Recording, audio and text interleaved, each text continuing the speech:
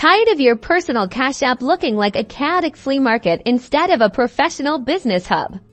Let's fix that by upgrading to a Cash App business account. First, open your Cash App on your mobile device. Then, tap on the profile icon located in the top right-hand corner of your screen. This will bring you to your profile settings.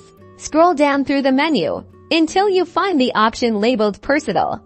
Tap on Change Account Type. This is where the magic happens. You'll see a screen giving you the choice to choose a business account. This explains that you can accept payments, get a free debit card, and more. Tap Continue.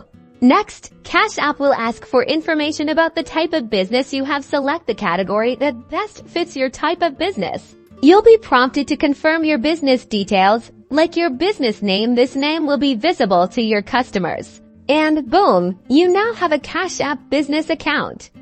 Notice the new features designed for business use. You can now receive payments for goods and services and track your income and expenses all in one place. You are now equipped to handle your business transactions securely and with ease, giving your business the professional edge it deserves. Don't forget to subscribe for more quick tips and tricks.